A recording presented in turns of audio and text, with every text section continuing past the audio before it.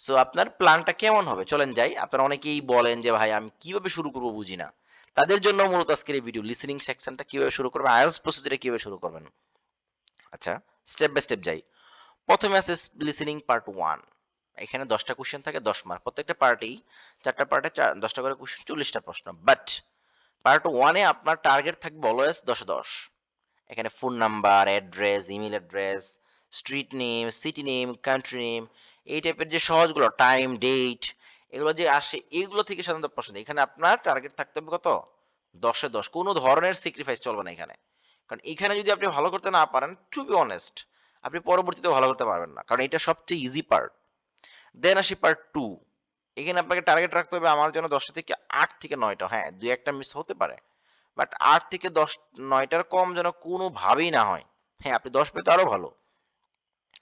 তাহলে part 3। Part 2 তে সাধারণত ম্যাপ আসে, কখন ছোট, ছোট এমসিকিউ আসে, হ্যাঁ? গ্যাপ ফিলিং আসে, বিভিন্ন জিনিস আছে।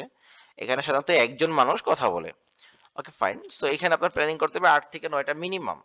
দেন পার্ট 3। পার্ট 3 তে আপনার যেহেতু একটু কঠিন এমসিকিউ থাকে বা অনেক বড়, বড় বক্স ম্যাচিং থাকে। তো সেক্ষেত্রে আপনার কাজ হচ্ছে এই পার্ট 3 তে যেন মিনিমাম ৭-৮ টা হয়। আপনাকে 50% মার্ক বা 60% মার্ক এখান থেকে গেইন করার ট্রাই করতে হবে। আপনি সব চাইলেও পারবেন না। পারলে তো একদম ৪০-৪০ ই পাবেন। আরো ভালো।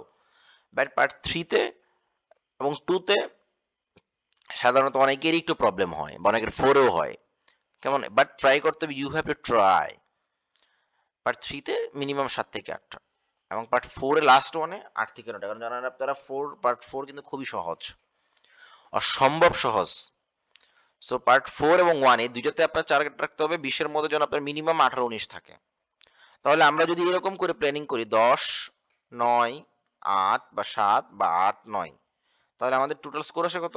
ডেফিনিটলি খুব সুন্দরভাবে ইজিলি আমাদের স্কোর চলে আসে হচ্ছে ৩৩ থেকে ৩৫। মানে মিনিমাম লিসেনিং 8 অর 7.5 অর 7। 30 পেলেই যেহেতু 7, তো 30 প্লাস হলেই তো আশা করা যায় ইনশাল্লাহ 7। আপনার কিন্তু লিসেনিং এর ভালো একটা স্কোর হয়ে গেল। এখন আপনি বলতে পারেন যে ভাই আপনি তো প্ল্যানিং এর কথা বললেন, কিভাবে শুরু করব? সবাই তো বলে এইটা পড়ো ওটা পড়ো, কেউ শুরু করে কিভাবে করব কেউ বলে না। এখন আপনার কাজ হচ্ছে পার্ট বাই পার্ট আপনি ধরেন, আপনি এক সপ্তাহ শুধু পার্ট 1 করেন লিসেনিং এর এবং খাতায় লিখে লিখে সলভ করেন যে আমি কেন পারছি না। পিছনে স্ক্রিপ্ট আছে, স্ক্রিপ্ট গুলো শুনেন, দেখেন যে কেন আমি আসলে ভালো করতে পারছি না। এইভাবে করে আপনি প্রিপারেশন দেন পার্ট 2 তে যাবেন, দেন পার্ট 3, পার্ট 4, এভাবে পার্সন বাই পার্সন আপনার যে প্রবলেম যেহেতু আছে আপনি কথা বলে সলভ করে নেন। রাজবাজারে প্রকাশ করে সেলফ করে নেওয়া করার কিন্তু কিছু নাই, কেমন? আপনি আপনার টিচারকে বলেন, আপনি বা পার্সোনালি প্রিপারেশন নেন যে হচ্ছে আমি পার্ট 1 টা ১ সপ্তাহ করব, পার্ট 2 টা ২ সপ্তাহ করব, পার্ট 1 টা 3 টা করব, এভাবে step by step guideline follow করেন। ওকে? দেন আমরা আসি, টোটাল আপনার এই স্কোরটা হবে 8, 7.5, এর নিচে আসা যাবে না, তাহলে আপনি আইএলটিএস ওভারঅল স্কোরে ভালো করতে পারবেন না। লিসেনিং এ আপনারা জানেন 40 টা প্রশ্ন থাকে, সাধারণত 30 থেকে 32 মিনিট আপনাকে অডিওটা প্লে করা হবে। এই 4টা পার্ট থাকে এখানে।